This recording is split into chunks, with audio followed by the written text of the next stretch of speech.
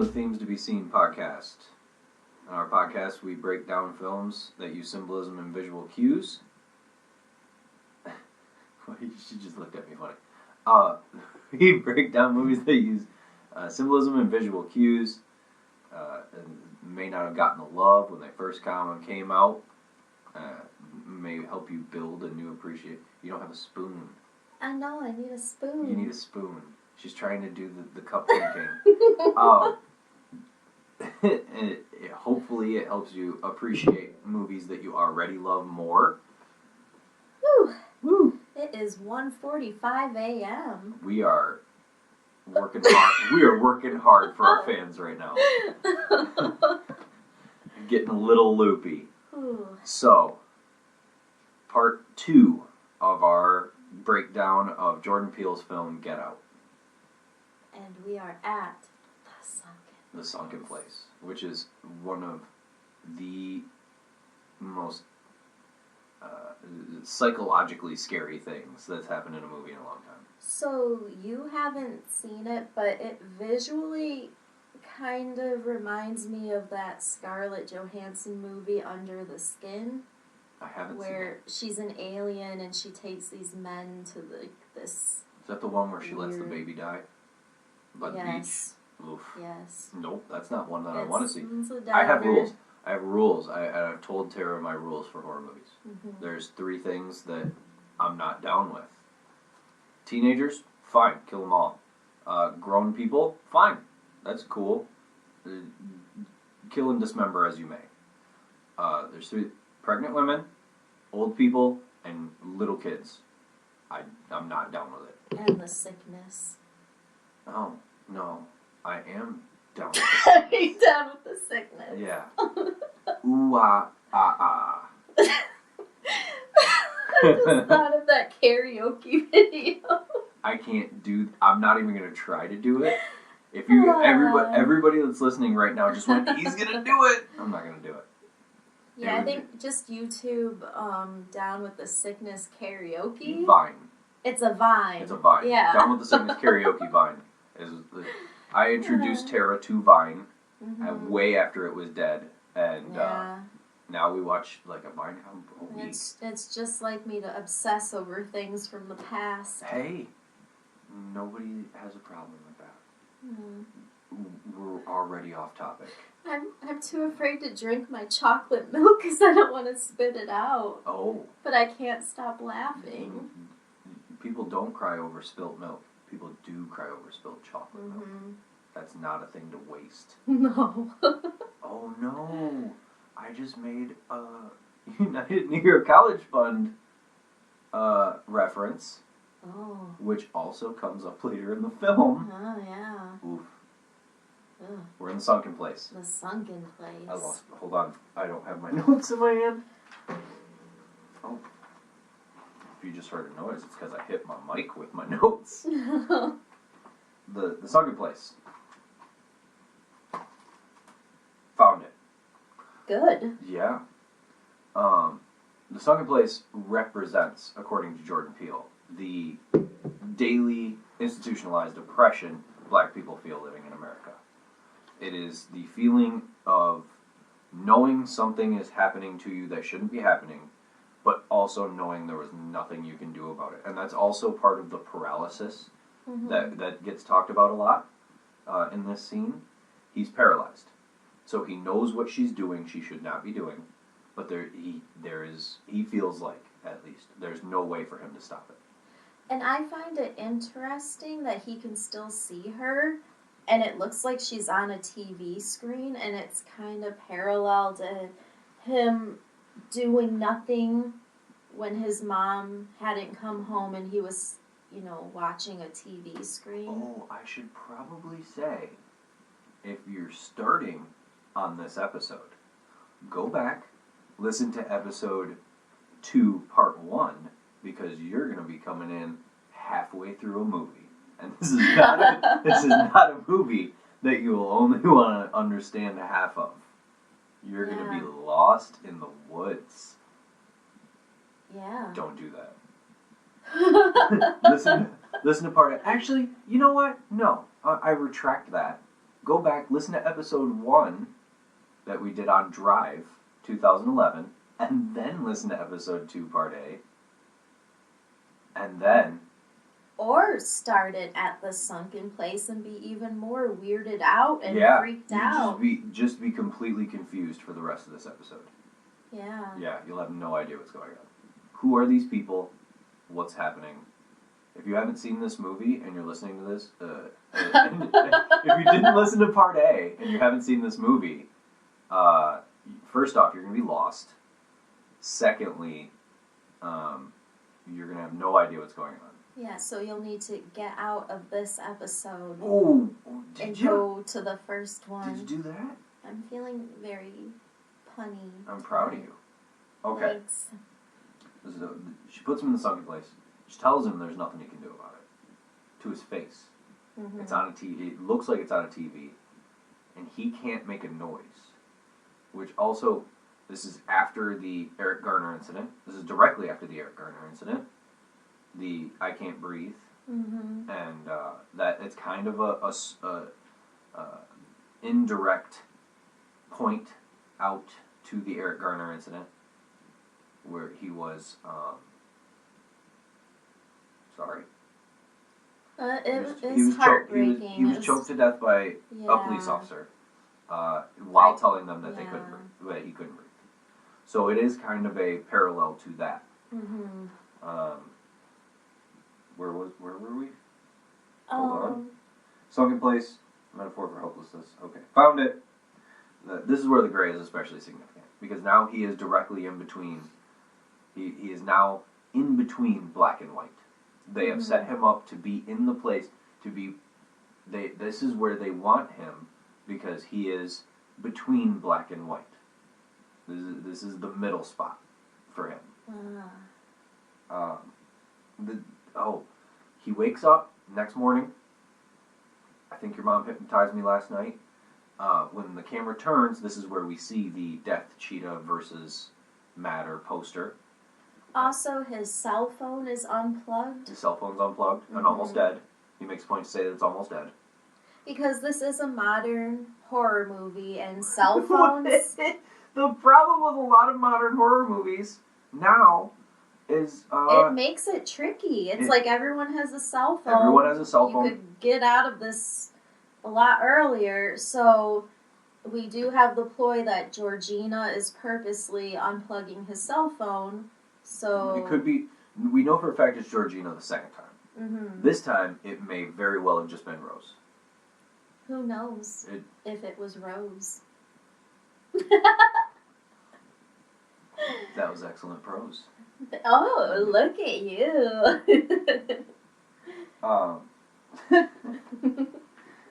He wakes up, he's wearing blue again in this scene. He feels like himself. He's out, he's taking pictures, he's kind of got that inspiration back. Yes. He's feeling inspired, I suppose. He's taking wilderness pictures, which is got kind the of... creative juices flowing. Yes. But there's also, he's taking wilderness pictures, which A, comes into play, like that, the thought of that comes into play. Secondly, this is another moment where he feels like himself, but he's taking, you said in episode 1, or part 1, that he takes urban pictures. Mm-hmm. Now he's taking wilderness pictures. This is him feeling like himself, but we as the audience know he's out of his element. Mm-hmm. So it is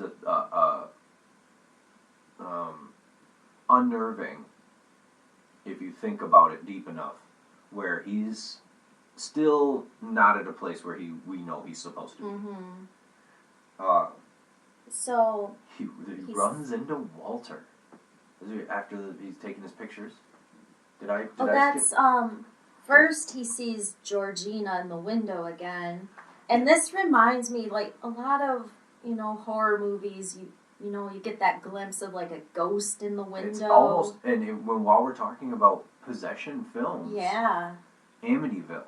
Mm-hmm. Most of the time, when you see if you actually see the manifestations of ghosts in any of the Amityville adaptations, They're in the windows of the house, which again is a possession film. It's just a very common image in horror movies, like outside. Like if there's a haunted house and someone's outside and they look up at a window and see a figure. Windows in movies that aren't horror movies can be unnerving.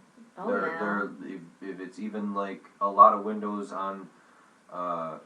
That's why one of the reasons people get slightly unnerved by cabins sometimes is either a lack of windows or an abundance of windows that you can't see into. It's a psychological way for a director to play with you. Yeah. I've always had a fear of too many windows since I saw Scream for the first time. It's funny you should say that, because in his stand-up, Jordan Peele has a bit about a guy that they used to call Too Many Windows. Yeah? Yeah. He has a bit about his weed dealer in New York growing up, and they called him Too Many Windows because they would call him, and he'd show up to a party, and he'd look right and look left, and then walk back out the door saying, "Too many windows, man, too many windows." So it's a... Woo! That went full circle. Speaking of, like horror and comedy coming together, like, we already mentioned all the references to The Shining in this movie, and then there's that Key and Peele sketch where he's at the hotel. Yeah. The Continental Breakfast. Yeah. Which actually, there's a couple of their sketches reference The Shining, because there's the Continental Breakfast. And then there's also another one that Black People Shining, where Black people can communicate via telepathy to each other, and Keegan-Michael Key's character in the sketch didn't know that was a thing beforehand. So, and I'm trying to remember who tells him to start killing people. I think it's Spike Jonze's voice, or not Spike. It's Spike Lee's voice tells him to start killing people. But yeah, Georgina. We see Georgina in the window. She's creepy. Oh yeah. The scene is creepy. And he literally kind of shakes his head. He's is this where she's like fixing her hair? Well, every time we see her in a window, she's fixing her hair. Every time. And if you listened to part A and you said, why does that matter? Because if you've seen the rest of the film, she's constantly fixing her hair, because on her, we're led to assume that she's the first one who is body swapped. So she is constantly making sure to cover up her surgery scar. And the wig she's wearing may or may not be covering at any time, so she's constantly fixing it and toggling with it to make sure that her surgery scar is covered up. And then this is where he sees Walter and he talks to him. He walks up. This is creepy as fuck. Because Walter is a big guy. He's a strong guy. He's chopping wood. And the way he's hitting I don't know if they added dust to these pieces of wood that this actor's, but every time he hits one, it's like, it gives a plume. He walks up. Walter, he approaches Walter as someone that he would talk to, like, at home. Hey, what's going on, man? How's it going? It looks like they're working you hard. And his response is the creepiest response. Nothing I don't want to be doing. He very proper and total white guy voice. Almost Dave Chappelle throw out white guy voice. Which we know, and this is where it challenges you, because like we all have this like preconceived notion of how of what a black male would talk like. And so when he starts talking, we know something is not right with him. Right. He starts saying things someone of his station shouldn't be saying about Rose. But then when you know that it's the grandpa, it's understandable things. Oh, like even it's a the pride way of a he granddaughter. Talks, it just sounds like there's old, a laugh that he does where the actor does this thing where he like tenses his neck while he laughs, and it's unnerving. Some of his dialogue he actually came up with himself. Really? He blew Jordan Peele away during his audition. He Just he hung was out. like, okay, now Yep. throw that line in there that you came up with. And this is where we saw, while doing our research, especially trying to pay attention so much to the costume design, Walter's in all green. And he's always got the hat because he has to cover his scar. And green is usually the color of envy. Mm-hmm. And we learn about this particular character, the grandpa character, who they say his name. It one time I missed it. I forgot to write it down. It's only later in the video. Maybe I wrote it down, but I don't remember. The grandpa character, and you might have all listened to part 1, and there was a moment in the beginning where I said, the racism that we were talking about is understandable in the sense that they're saying it. And you went, oh no, Matt's a racist. No, the reason I said that was, it's not that he's racist in the sense that he hates or despises black people. He admires them to an ideological level that is wrong. Like, he admires them to the point of racism. He saw Jesse Owens beat him in the qualifying round of the 1936 Olympics. His name, by the way, is Roman. Roman. Yeah. He says Roman Armitage. Mm-hmm. And he saw Jesse, and he thought it was the most beautiful thing he'd ever seen. It was almost superhuman. And he has this horrible, this, a cartoonish view of black people. This black man winning the gold medal and kind of showing up like Hitler And he got this cartoonish ideal of black people after that. And so that it is racism, but it's racism of a different form that Jordan Peele wanted to trick you into thinking they were Nazis or Klan or something of that nature. And it's a challenging ideological way to look at it. Jordan Peele is challenging you to look at the negative, this horrible negative thing people have always done in a completely different way. He's in all green for 2 reasons. And you already brought up because he's jealous. He's jealous of black people. He's horribly jealous of black people. So much so that he would steal their bodies. Yeah, that's what's twisted about this is they want to become them, yes. But they don't care about where the original bodies came from. They're kind of playing on, how the media handles, missing person cases and that kind of thing. Right. The other reason he's in green is because if you look at the shot where Chris and Walter are talking to each other, it is offset. The background is offset to the tree line, which kind of gives you the visual of Walter, the Roman Armitage character, is a part of that estate. He is not a person living on it. He is a piece of that estate. Yeah.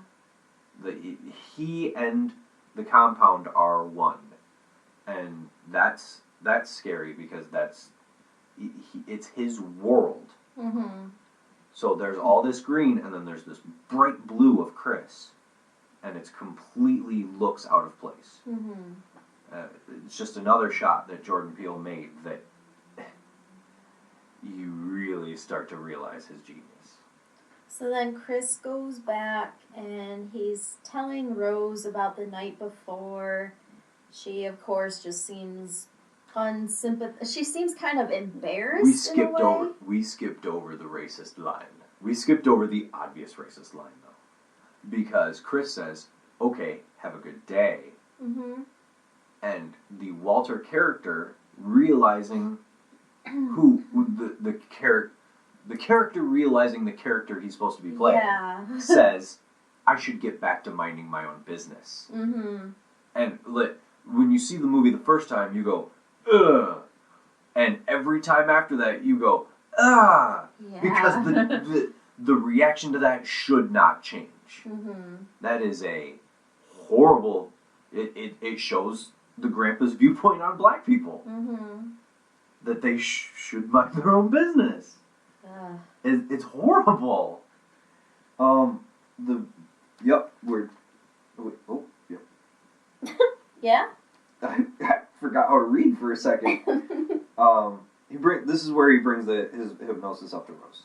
And of course she seems like she's nah. mostly like embarrassed. Oh man, and in deleted scene. Not sympathetic towards him, really. In a deleted scene, she goes, she did that to me too when I was in high school. Which would be another lie. Which I understand now why he took that out of the movie, because we're not really supposed to know she's an actress. We're not supposed to. Well, we're also supposed to not supposed to humanize her, because that also answers the question. Or that also brings up the question: is she doing this of her own free will? Mm-hmm. Which, yes, she definitely is. There shouldn't be a question there. Mm-hmm. So I understand why he cut that scene. We go at the end of this conversation. What ends this conversation is the people coming to the party. And the weird thing you notice right away is, like, Walter's the groundskeeper, but he is hugging every guest as they get out of their car. So it's kind of like, why is the groundskeeper like hugging everyone? Yeah, you'd think that these people would avoid the groundskeeper. These people look like people who would not associate with the quote-unquote help. Mm-hmm. So when they're all getting out of their cars and going straight to Walter and giving him a big hug, the first time you watch they know him really well. The first time you watch it, you don't think too much of it, but it's still kind of off-putting. Mm-hmm. Every time after that, once you realize what's going on, you're like, oh, that bastard. Yeah. Oh, that bastard. Okay, so this is where we get into the red colors. We see it. Yeah. There's only 3 colors worn by the partygoers: black, white, and red. Mm-hmm. The characters wearing black over. So, like, if they're wearing a white undershirt, they will be wearing black over. Or if they're wearing black on black, no, just black over. Because the black on black is a different character. Those are the characters who are looking to buy Chris's body for themselves. Mm-hmm. If the character is in white, they are not looking to buy Chris's body for themselves. Which, actually, if you look, most of the women are either in white or red. Mm-hmm. Whereas all of the men, except for the Japanese gentleman, mm-hmm. are wearing the black over. The gentleman that we'll talk about in a minute in the wheelchair is the only one that we're like, but he's wearing white too. But we realize that he's wearing the black vest over. Mm-hmm. The red here is implicative of the secret society that they belong to. It is a secret society that's doing this. They're all a part of this. And they don't have to be wearing red, but there's not a scene over the course of this whole party portion of the film where someone is not wearing red. Even Rose is wearing like a red and white striped shirt. Which, it's funny, because one of the articles that I was reading over my research said that it's reminiscent of Where's Waldo, mm-hmm. whereas she's the one hidden in this. She's the one hidden in the party scene mm-hmm. as a member of the secret society, mm-hmm. which is kind of a cool reference. There's a couple scenes where you don't really know about the red because the red is in the background. Right. But there's this whole party scene, there's red somewhere. Dean is wearing a red pocket square. Mm-hmm. We already established in part A that Missy is wearing a red ring. A ring with like a ruby in it. And aren't Missy and Dean wearing brown? They're wearing earth tones. Yeah. For the reason that this is their home. They are blending in mm-hmm. here to Chris. Mm-hmm. They are blending in with this crowd in Chris's eyes. So they are not supposed to look like the other partygoers to him. Mm-hmm. And that's why he's wearing a brown vest or a brown suit jacket blazer. and she's wearing kind of a brown, like evening gown, I believe. I don't remember I specifically. don't either. 3-4 days since we watched Mm-hmm. it. But that's the crux of these colors in this scene that are so important. And they're all asking him like very direct questions. I actually wrote the questions down in order and explained why they're racist in my notes. Mm-hmm. Go for it. The first one is a gentleman who is talking to Chris about golf. And the first thing that he feels like saying to Chris is, "Hey, I know Tiger." Yeah. Because all black people are supposed to know each other for some reason. But this is where we get that admiration. We get that admiration to the point of racism, where he says, Tiger's the greatest golfer he's ever seen. Couldn't believe what he saw with his own eyes that Tiger was doing. Mm-hmm. And that is that same what do you call it? That same thing that was driving Roman Armitage. The second is an old man in a wheelchair wearing oxygen. Yeah. He can't. He doesn't have a line. He just has like a grunt. And his wife sexually assaults Chris. Mm-hmm. She's grabbing his arms. She's grabbing his She's chest. like a vampire. It's very forward. And she looks at Rose and says, "Is it true? Is it better?" And like their reaction is kind of the reaction of what young people in that situation would do. He just goes, "Okay, like I'm leaving now." And we never really get like an ending to that, but that's enough. Yeah. The third, oh yeah, I wrote in my notes, this fucking guy. This fucking guy. This is the guy that says, "Hey, cultural advantages swing like a pendulum," I believe is his, and it's swinging back towards black. Oh, is this like the black is in fashion Black guy? is in fashion, Yeah. is what he says. The fuck are you talking about? What are we even... Oh. Anyway, this fucking guy, he wants to buy Chris's body because it thinks it will give him cultural advantages. Oof. Get out. Get out. And fourth, we meet Stephen Root. Stephen Root's character. I think he sees Logan first, though. Logan. Lakeith. No, wait. Chris is by himself. He's taking pictures at the party, and then he sees another black guy, and he approaches him. Oh, yes. And this is the same character that was in the opening shot, but clearly he is very different now. He's wearing a tweed jacket Mm-hmm. and a Wicket hat, a Wicket campaign hat, and he's doing another one of these call out Dave Chappelle white guy voices, and he walks up, and the part that kind of makes you ow is I'm trying to think of how it goes. If it's Chris puts his fist out to try to give him a fist bump, and he awkwardly he like limp wristedly like grabs Yeah. it like he would be like shaking his hand. Yes. Yeah. shaking his hand almost in an effeminate way, And or then a feat. yeah, Chris is kind of looking at Like, him like okay. he looks like this guy looks kind of Do I familiar know to you me. from somewhere? Yeah. You He's married to a woman that's way older than him. I believe the number they say is 30 years older than him. Yeah. His name. So this was Andre. He was a jazz musician, but now he is known as Logan. Logan, Yeah. yes. Did you get all the notes from that part? Because I didn't write any of that down. I have like the fist Oh, bumping yeah. thing. Because I got all of the Stephen Root part.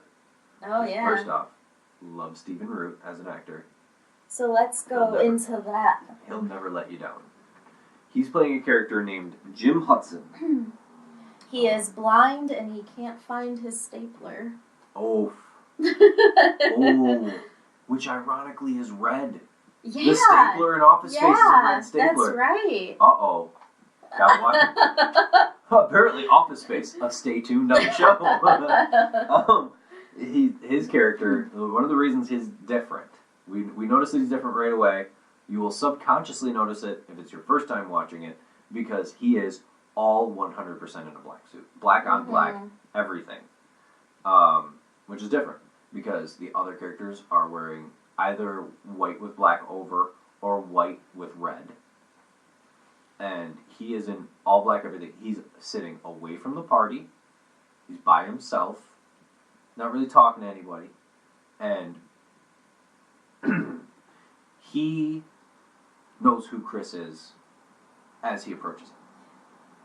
So his name is Jim Hudson. We find out later he is an art dealer who lost his vision. He's by himself because he tells Chris that he's different from everyone else and how the rest of the party is ignorant and they don't understand what real people go through. And it kind of does make him seem like he's not as bad as everyone else at the party, but the racism is still there. The racism isn't evident as much with the Jim Hudson character until later on in the film. Mm-hmm. But, because in this scene, you almost connect with him. It's the one person at the party that Chris can connect with. Some of the key lines in this is that he tells him that he's a fan of his photography. Mm-hmm. He feels like he should have his own solo show, which we find out later because he wants his own solo show. Because Jim wants his own solo show. He's blind. He'd applied wilderness shots to National Geographic. He just didn't have the eye for it. And he says, I just didn't have the eye. And he tells him, you got the eye, man. You've got the eye. So we really think he's sitting away from the rest of the party because he doesn't, really relate to anyone else there, but he's actually sitting in the area where the auction is to be held. Already. He's first. Yeah. And the other thing is, he doesn't have to ask Chris. And he knows who Chris is. Mm-hmm. He knows what Chris is. He's not there for whatever body is up for auction. He's there because he knows that Chris is the person up for auction. Mm-hmm. That sentence just came out of my mouth, and I realized how awful it was, all at the same time. And he's not there. If it were not to have been Chris, the Jim Hudson character would not be there. And there's so much, talk in the movie about, like, Chris's genetic framing and stuff like that. And we find out that Jim Hudson lost his vision because of a genetic disease. Yes. And the sympathy, the empathy that Chris has for him is so counter what the rest of the movie treats Chris like. He's like, man, that sucks. Mm-hmm. You're an art dealer and you appreciate the beauty of these pieces, and yeah, you lose your his eye. assistant kind of describes the artwork to him, and Yes. that's how he knows how good of a photographer Chris is. Mm-hmm. He calls his art melancholic. Mm-hmm. Ooh, melancholia. Stay tuned. Ugh. That movie tastes like cardboard. Mm-hmm. After this, he goes back in the house. He's done with this party, Jazz. Ooh, we did not talk about the second most iconic shot in the film. He gets sick of the party, and he turns towards the stairs. All the people at the party are on the main floor of the this house. is the next thing. Oh, okay. They're all on the main floor of the house, and he goes up the stairs, and we see like the staircase on an angle going up, and the camera is set away so we can see the partygoers and Chris going up the stairs. As he exits frame, we can hear the footsteps. The party stops. They and all look at the ceiling. up at the same time. Oh my God, the first time I saw that, it freaked me out. Yeah, and Jordan Peele did say in his commentary that was inspired by the Stepford Wives. Really? Yeah. Really? The original Stepford Wives? Yeah, Because that remake was horrible. I barely remember it. Yeah, that's how bad it was. 2 words. Matthew Broderick. Yeah. Ugh. Killed a guy. Yeah, I know. Oh. This And is he getting dark. just got away with it. Oh, this is getting dark. He goes upstairs, tries to call his friend Rod. But there's a problem. Phone's unplugged. This is where we know Georgina did it this time. She actually later comes back and apologizes. Oh, I'm skipping a lot to get there, though. Oh, his friend Rod. Let's get into Rod for a second. He is brutally honest. He tells Chris exactly what he needs to hear, like a real friendship. He doesn't sugarcoat for him. He's like, he gets to the heart of the matter, but the way he does it is always with like this tinge of humor. He's trying to keep it funny because it's his buddy, but he's trying to tell him the truth. And I think he pretty much guesses the plot of the movie. He says they're probably hypnotized and being used for sex slaves. They are brainwashing black people and making them sex slaves. Yeah. And this is where the question of Dre gets brought up. Hey, I know that there's this guy here. He looks really familiar. Yeah. And I don't know. I think that it gets glossed over here. Is this where he sends him the picture? Not yet. I don't think. Okay. This is where Georgina also comes in. He confronts her, or she apologizes and says that she was the one who unplugged the phone, and then he starts using words like snitch and stuff, and she just seems confused by his language. She doesn't understand until she says tattletale. Yeah, it kind of brings back the conversation with Rod. Because Rod says brainwashed in that conversation. And Chris is like, you're kind of crazy, man. And he's like, no, you're not. You're kind of crazy because you're not seeing the truth here. But it's still funny. You know, I need to give a shout out to a friend here. One of our friends. A friend who will make me laugh while telling me the truth. Big Lou. If you hear this, this Rod character, reminds me so much of you in this. It's ridiculous. Yeah. But they have that conversation where he's trying to explain, I'm not going to snitch on you. I'm not going to get you in trouble. And she's like, snitch. And they're going back and forth with words. Yeah, he's like, I'm not going to rat you out. And she's just kind of shaking her head. And she's like, get you in trouble? Yeah. And she goes, oh, tattletale. Yeah. And when she says tattletale, he gets freaked out because he's like, who the hell says tattletale? You can tell in his head. He's like, who uses that? And then white people is who. She kind of goes into this weird zone again. She's like, no. Oh, during this no. The sun is to Chris's back. And Georgina slightly looks up and to the right. And we get this kind of broken record no. She's like, no. And she just keeps saying it. But she also starts to cry. Which is the first sign of the light kind of allowing an original person back into their body. She starts to cry. This is the person who Georgina's body belonged to originally, trying to force their way out. Just at all. And I believe that the sun, because it's a constant, but it's not a bright, immediate light, like we find out later, is the most effective. I think because she just kind of glanced into the sun really quick there, if you watch the eyes, that's what causes this little bit of a breakdown, which is also kind of a Stepford Wives thing, because that's the end of that where the one wife starts going crazy and saying the same thing over and over. And this is just proof that this is one of those movies that might not have a lot of jump scares, but what is scary about it is the performances. The acting, and that's one of the reasons we do the show. Because acting as a tool for relaying the proper emotion is an art form by a director or an actor individually that has been lost on audiences.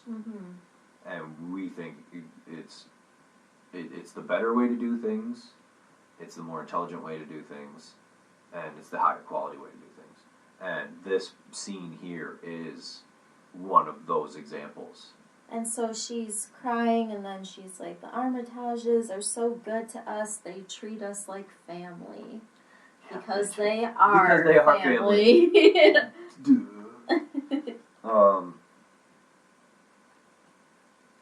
She's not saying no to him. Oh, yeah! Yeah? Yeah. You can actually kind of see the sunken place. The actress, and in a moment, the actor who play the Georgina and Logan characters, they do the sunken place thing very small in their eyes. Like you can see the actors doing the floating sunken place thing. If you gotta zoom in 100 times. Really? I didn't know that. Oof. Especially in the Logan scene where he hits him with the flash from his camera. That when he gets that shine, if you zoom in, you can see the sunken place thing of Lakeith Stanley in his eyes. Again, the minutia of Jordan Peele is astronomical. So then this is where he secretly photographs Logan and the flash goes off. Yeah. And then his eyes just kind of widen, his nose starts to bleed. He starts yelling. This is where we get the actual Get Out line. The screaming Lakeith Stanfield's character. Lakeith Stanfield as an actor plays this absolutely right. Where he's aggressive and he's coming up and he's lit, but you watch it the first time and you're like, oh no, he went crazy. You watch it the second time and you're like, he's begging you. He's not telling you to get out because he doesn't like you because you're black. He's begging you to get out to try to save you. And it's played so perfectly because it is right on that line where you could mistake it either way. So now after he's charged Chris is like, I do know this guy from somewhere. We get they explain it away. It was a seizure. Yeah. It was a seizure, and he's better now. He's gonna go home and rest. He makes a joke about his, oh, I'm sorry, I have to keep everyone from the joy of my wit. Yeah. What? Because they have reinforced Dre back down. And they kind of make a couple allusions here to he wasn't supposed to be drinking, which kind of the alcohol leaves the body more open for suggestion, so it would be easier for that person who's been oppressed to come back.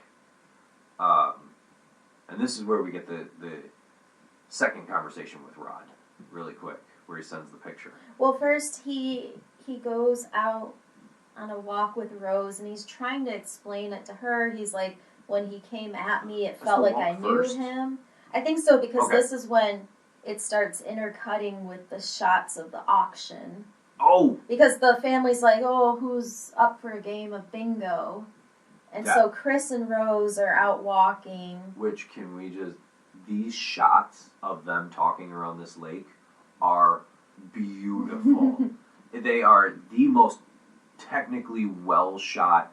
The lighting is perfect, and they're using this natural light that leaves this glow on the actors, and it's almost shot like a romance film.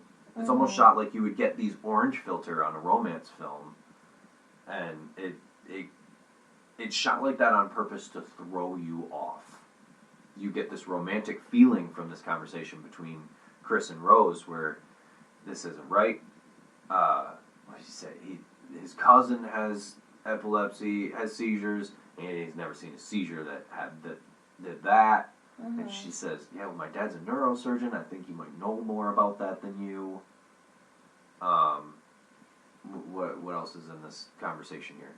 So it keeps jumping back and forth between the shots of the auction. You see everyone holding up like their bingo cards, and they have a picture of Chris.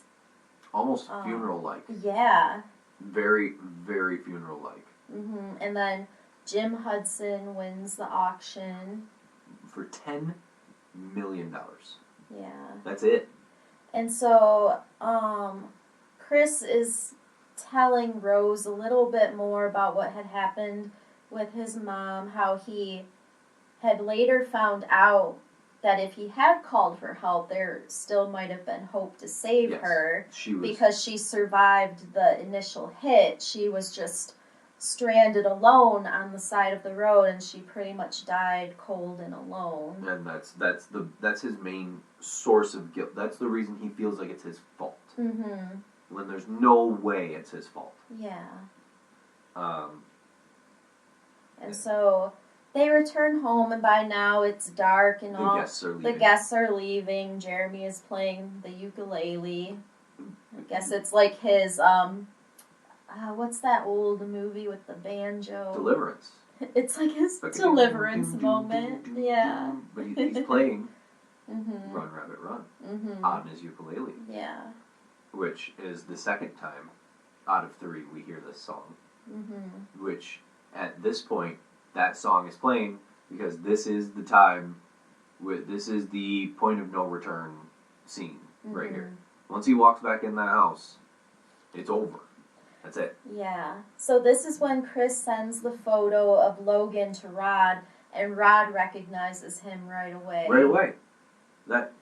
He used to kick it with Veronica. And like, who? And they go back and forth, just like you would know this person or that person in your neighborhood. Like Eyes Wide Shut, and that this is a sex slave some situation. Eyes Wide Shut shit.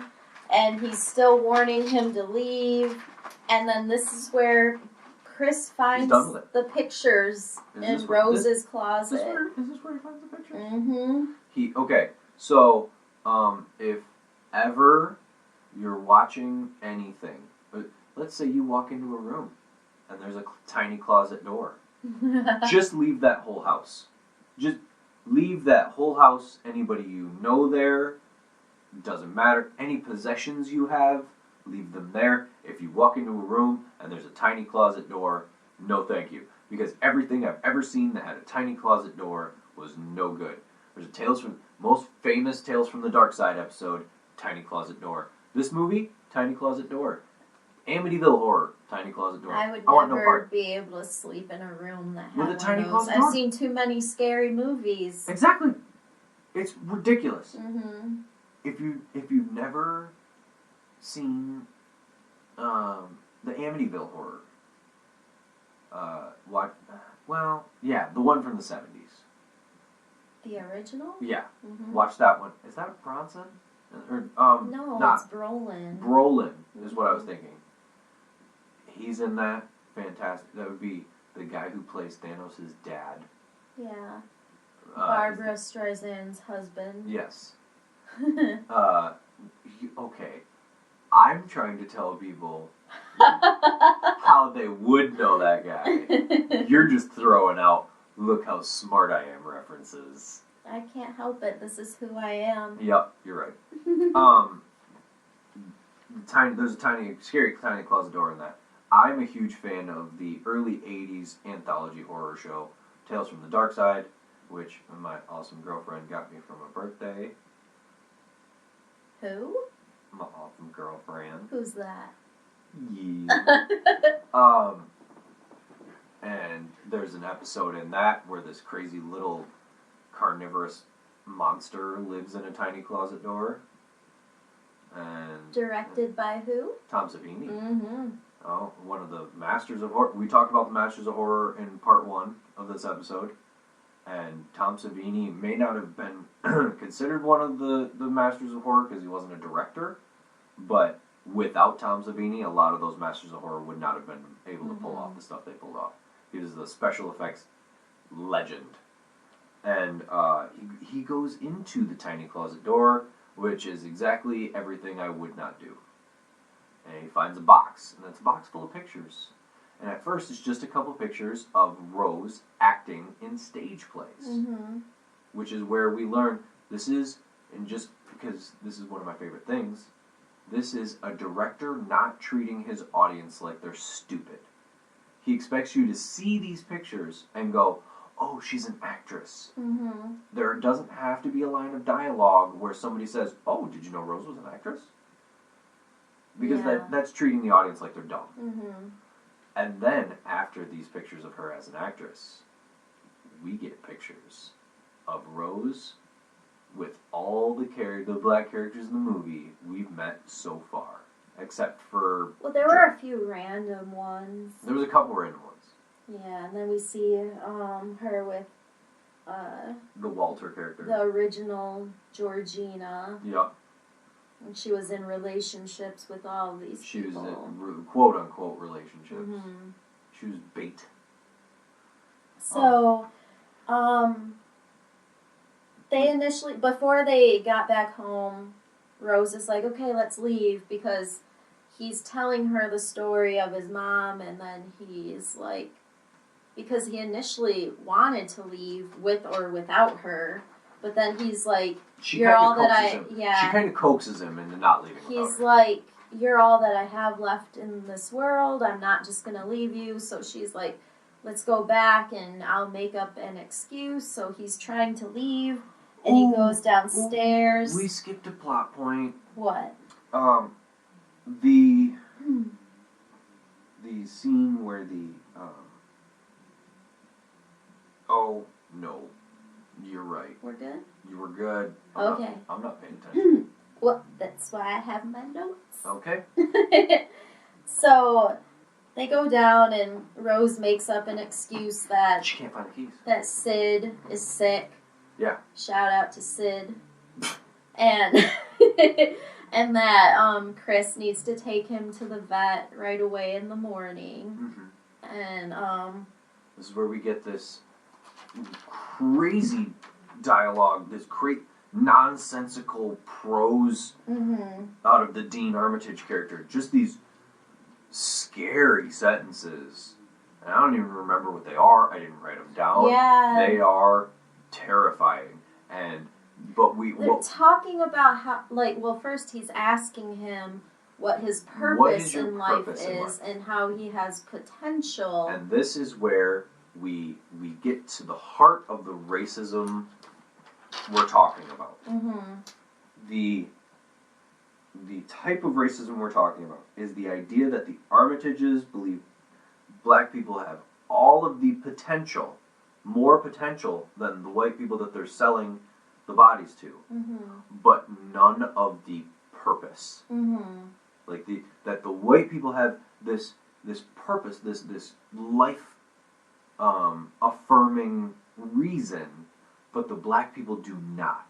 And that is worse racism than you would think. The Klan hates black people because they're black. These people don't like black people because they believe they are of less of an importance on earth. And that is worse to me. And you get all of that from this ridiculous rant that the Dean Armitage character goes on right here. And it is terrifying. he's freaking out, of course, and trying to leave, and then he and Jeremy are kind of scuffling. So Missy clinks the spoon on the teacup, and Chris instantly collapses. Jeremy thinks it's hilarious. Yeah. Did you see how he fell? Mm-hmm. His head bounced, blah, blah, blah. And so she's upset. She's like, "You've already done enough damage to him. Yep. He's back in the sunken place." She tells the reason he's so upset. Jeremy gets upset here is because she tells him to help carry Chris down instead of just letting him do it himself. That's why we get the "you've already done enough damage" line. So then we go back to Rod, who is trying to call Chris constantly. And so he goes back to Chris's apartment. He's with Sid. And Sid and Rod are his true best friends. So he's Googling Andre and finds out he's been missing for about 6 months. And then we go back, and Chris is tied to a chair in the basement, and this is where we see the big mounted deer head. I feel like we may have the scenes of Rod in the police station. Is it a little later? Okay. Oh yes, wakes up in the chair. He can't move. He's sitting in front of a TV. He's completely strapped in, sitting in front of a TV, which is another allusion to when his mom died. He's in front of a TV and he can't move. And here we get the significance of the deer again. This death of an innocent for no reason other than entertainment. It is a deer head above the TV that is placed directly above the screen, and it is the death of an innocent being just for the status of something else, the status symbol of something else. So he's forced to watch a video of the family history and when this all started. It's called the coagula procedure. The coagula procedure. Hold on, wait, I found it. Yeah, which he came up with, but was perfected by his own son. Yes, coagula means a congealed mass. The definition of coagula as a word is a congealed mass. But in reference to the surgery that they're speaking of, it means the two brains smashed together. So it's the mass of the two brains kind of shoved together. Which Jordan Peele seems like he'd be a fan of that really racist movie, The Thing with Two Heads. Oh. Like that. So that might have been a part of the naming of this. If you haven't seen that movie, that's fine. You're not missing much. Yes. So then, this is when Rod calls. Yeah, this is when Rod goes to the police station with Sid. Another shout out to Sid. And he's telling the police officer how my boy's been missing, and she was "Oh, your son is missing?" Played by Erica. What's her name? Also a Mad TV alum. Was she? Yes. Let me see. She was a couple. She was on for a couple seasons on Mad TV. She's the main detective in this film, and again, she's a comedic character in this. Woo! That was a yawn.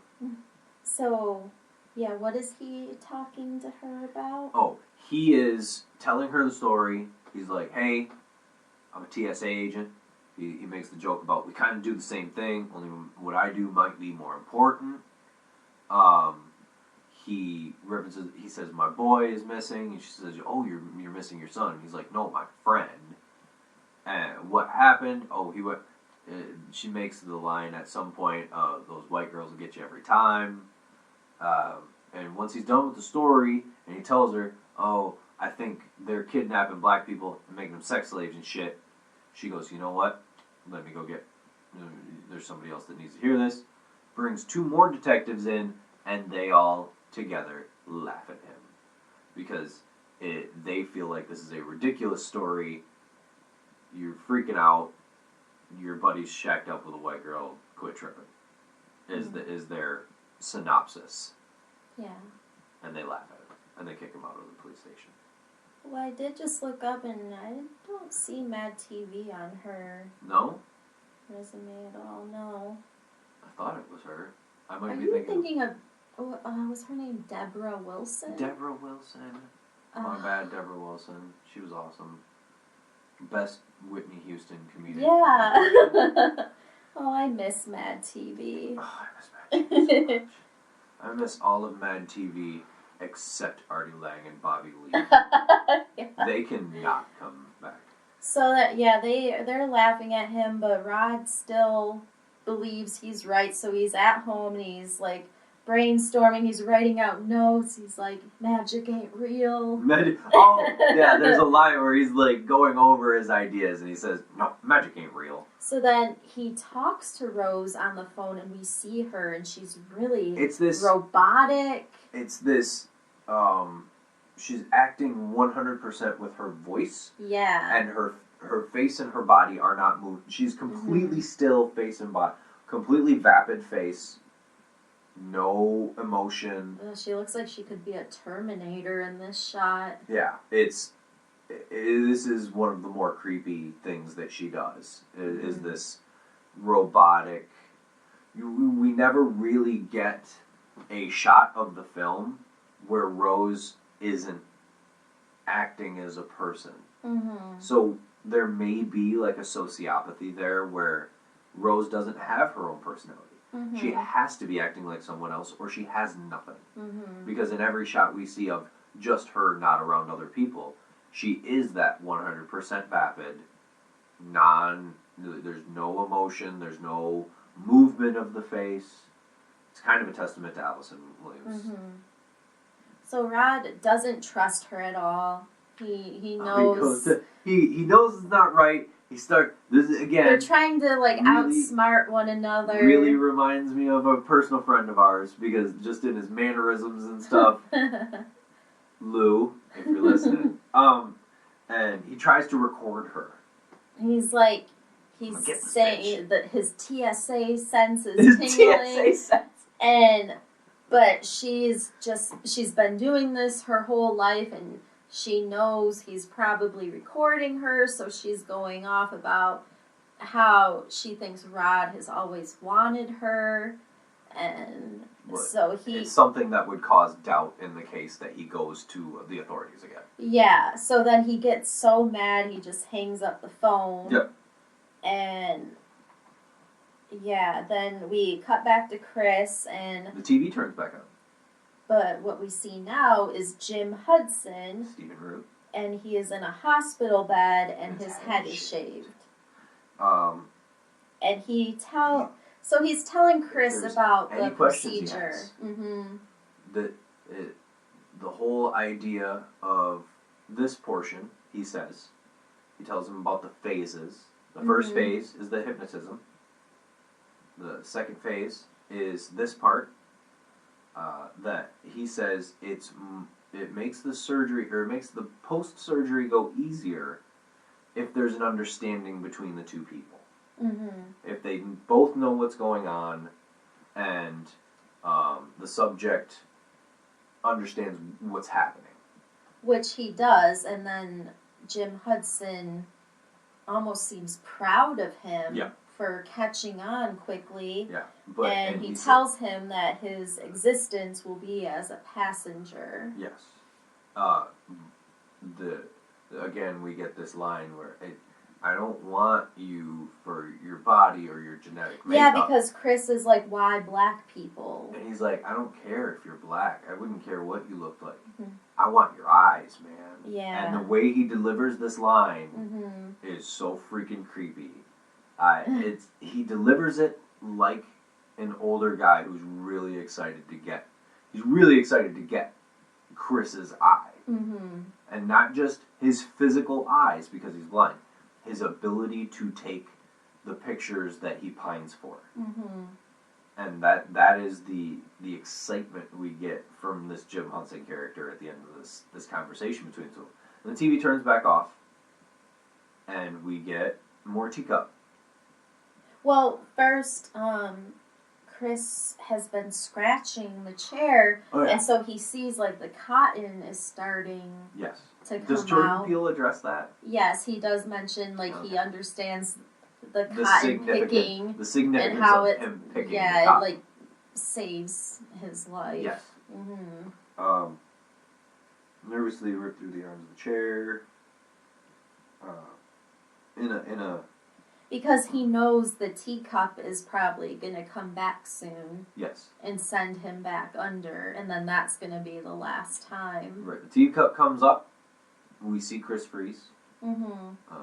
Jeremy enters the room and starts taking off his straps. He's being pretty blasé-faire about the situation. Mm-hmm. Like, he's done this a few times. Same old, same old.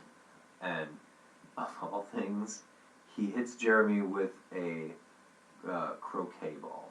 Mm-hmm. He hits him a few times. It's brutal. And then, so we see some pretty cool surgery shots. Yeah. Of Dean cutting. We do some cool mad scientist stuff here. Yeah. There's not enough mad scientist movies. Yeah. So then he just throws the scalp in the trash. Not just his scalp, but the whole top of his head. Just yeah. And it makes like a squish noise. I don't know who the Foley guy was, but good job on you. So Dean notices that Not Jeremy hasn't come back yet. Nope.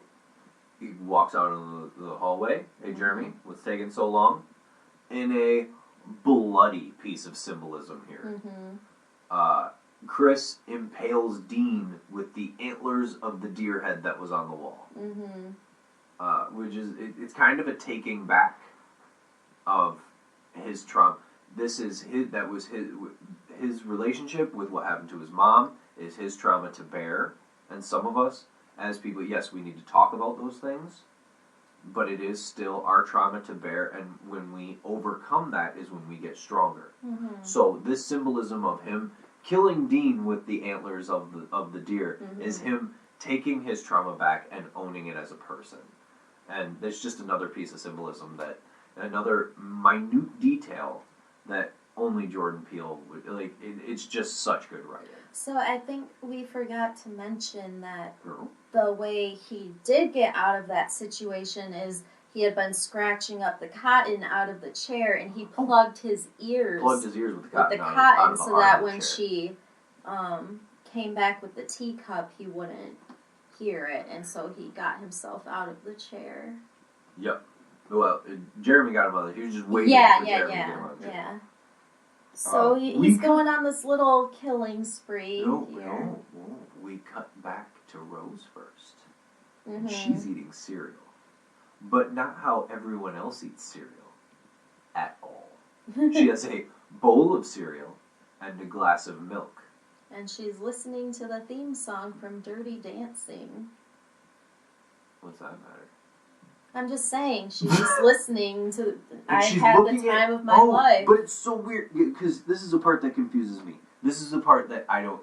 She's looking at internet photos of attractive black men. Like new football targets.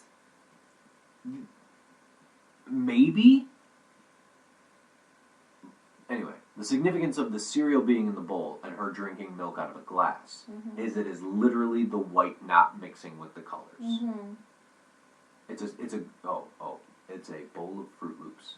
Mm-hmm. So there's lots of colors in the bowl, but she keeps the colors separate from the milk, which is a blatant symbolism. It's not a undertone symbolism like most of the things in this film.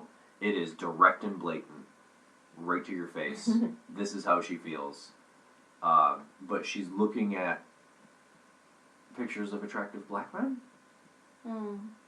I just assumed she was looking up, like, new targets already. I feel like it's professional football players. I don't know.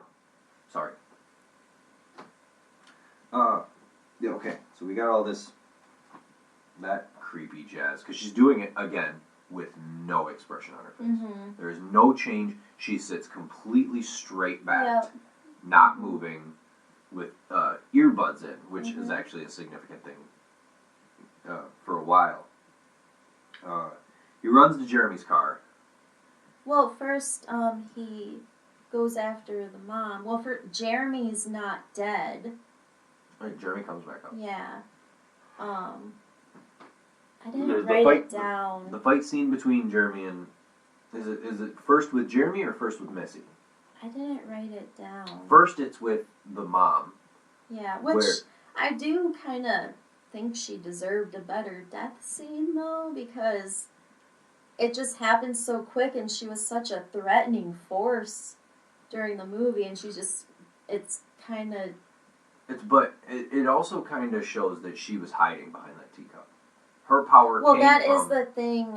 He did say in his commentary that she was reduced to a physical confrontation because everything had been mental before. And she was this master of these mental, this psychological warfare. So there is a spot here where when he comes up the stairs and they're the exact same distance away from the teacup and he breaks it, has to resort to physical violence, and in all reality, she wouldn't stand a chance. So she does. She comes after him with a letter opener, I believe, and they fight. They go back and forth. He gets the better of her. We can only assume he stabs her directly in the face because we see her face. It just kind of cuts off screen. Right. Well, there's not a lot of on-screen violence on it. Even like the impaling with the deer head, the actual impaling happens off-screen. We just see what happens. We see it after. I think the only like major piece of violence, other than like the very very end, is Jeremy getting hit in the head with the croquet balls. So then he's trying to leave the house, and this is where Jeremy pops back up. Comes back. Yep, and he gets him in a rear naked choke, like we saw him do with Dre. And he keeps keeping the door closed, not letting him get away. But he still has the letter opener, and he keeps trying to find a way to get to him, but because he's behind him.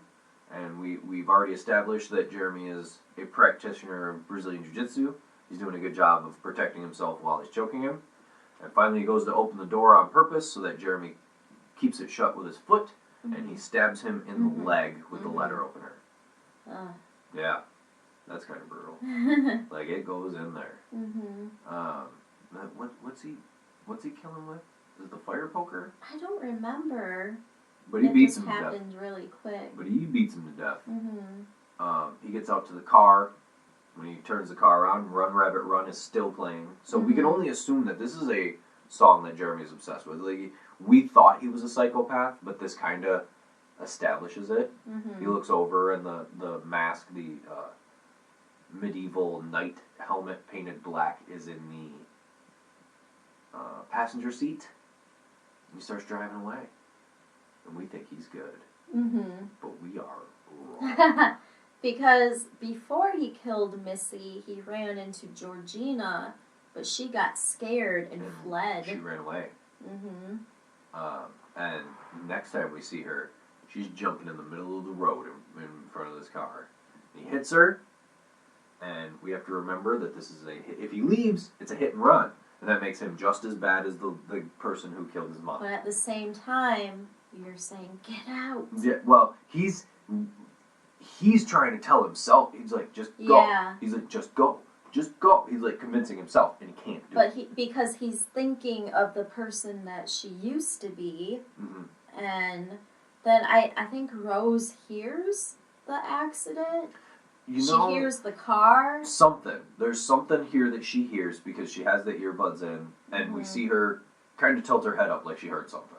She looks away So, from yeah, the he gets out and he picks Georgina up and puts her in the car. And then Rose comes out with the shotgun. And this is where we find out Georgina is Grandma.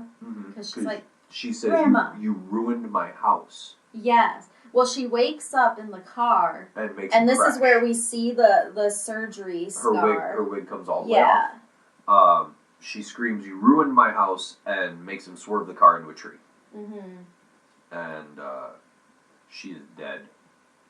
After that accident, she is all kinds of dead. Because she flies out the windshield, I think. She just, she slammed her head, I think, on the dashboard. Oh, what we missed was after he kills Dean, the surgery area falls over. All the surgical equipment falls over. And it starts the house on fire. And I think that's what causes Rose to leave the house. She smells the smoke. There's a lot of things. That's never really explained. Doesn't really need to be. She comes out with... It's not a shotgun. It's a rifle. Oh, well, I wouldn't know. I know. But it's a rifle. And how does this go down? You have the notes on this, right? No. I didn't take notes on it. Well, the end of this movie is he's pretty... slowly getting out of the car after the crash, and she's like shooting at the car. And then Walter shows up. Yeah, he's starting to run, so then she's Grandpa. Like, get him, Grandpa. And he is trucking. Yeah. Knocks him down, and he uses the flash on his camera to kind of bring who Walter was back for a moment. He says, you know what? Let me do it. He takes the rifle from Rose, and he shoots her. And then he shoots himself. And the other piece of super... It is not a moment of goriness you expect, but there is a spray here. There is a pink mist that you don't expect to be there. Rose is laying there, still not dead. She's got a abdomen gunshot wound. Holy cow! Sorry, everybody. And so she's like, I'm sorry, and you were my favorite, one of my favorites. She's playing him again. Yeah. She's trying to pluck those heartstrings again. And he wraps his hands around her throat, and he really wants to choke her. But then she does that smile, that smirk at him. She knows he can't do it. Yeah. She knows he can't do it. And this is... I went to see this movie with a black friend of mine. Only partially awkward. Because this part is where a lot of black people in the audience reacted because they thought it was going a completely different direction. We see red and blue lights. Chris thinks the exact same thing as my friend that I went to see the... Are you kidding me? Chris is leaning over the body of a shot white woman, and a cop pulls up. My friend my friend I was in the theater with said, he's dead. He's gonna die. Like, this is gonna end like Night of the Living Dead. Yeah, because the cop car stops, and then Rose starts going like, "Help me! Help me! Yeah. He's dangerous." Yeah. He stands up, puts his hands up behind his head, away. Like he's like he knows what's gonna happen. Luck be, it's Rod. Yeah, he's in the TSA patrol car. He starts jumping up and down. I knew it. I knew it. I told you. And they're driving away. This final scene reminded me, like, it could have been written as a Key and Peele sketch. It is reminiscent of the way he would write the end of his sketch. But that's what Key and Peele had on other sketch comedy shows. Their skits ended correct. Their sketches ended. Yeah. Other sketch comedy shows have a hard time ending their sketches. Key and Peele sketches would end. They'd have strong endings or definite endings, but they would end correctly. And this film ends correctly where he's okay now. His friend has him. They're in the TSA car. They're driving back home. And there's really, because she was cautious of him not being able to be traced there, there's no probably way, no. there's no way he could Yeah. be led. It would lead back to him Yeah. now that all those dead people are there. Mhm. So there's no. He doesn't really have to worry about it. He's okay now. But this Mhm. is the sad part is this is more trauma on this character's mind. Mhm. This is more that he's going to have to deal with as a human. Yeah, because he loved this girl Mhm. and she Right. totally betrayed him. In the whole first third of the movie, we understand how good of a guy this character is. Yeah. And we close with this Swahili score by Michael Abels again. And it is the beginning and the ending. It's kind of a cap. He did what the vocal in this score was asking him to do. Mm-hmm. And we get those blue credits again. Yep. And it's a powerful film. It's a challenging film. Don't go into it thinking it's not an easy watch. It is going to push you as a viewer. It's just one of the reasons. Like, it got like a super great score from critics, but I know a lot of horror fans who said they didn't like it. I think because of like the political content. Well, it's not really like a political movie, but I think because of the content, because of the social matter, like it instantly put a lot of people off, but it challenges you to think differently, and it is a good horror movie because it's like a real horror. Like, these are things that are really going on in this country. And if they're not actually things that are going on, Mm-hmm. they are things that metaphorically are going on. Mm-hmm.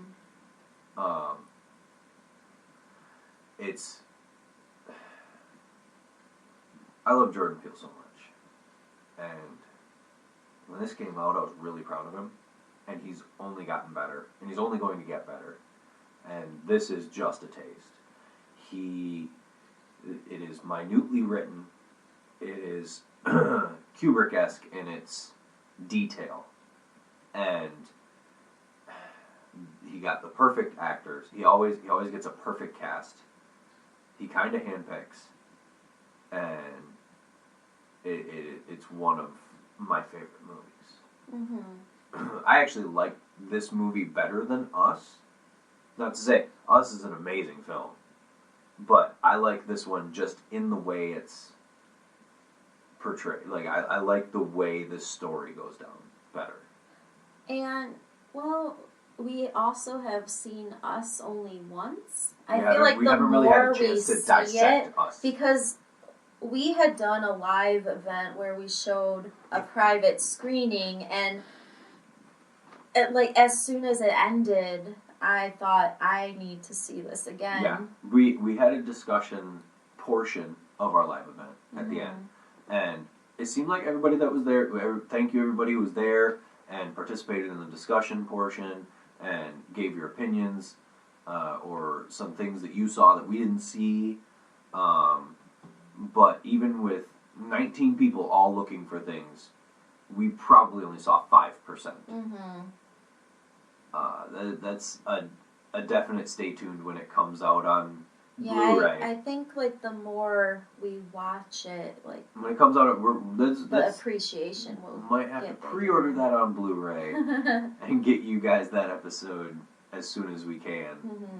Mm-hmm. Thank you for listening.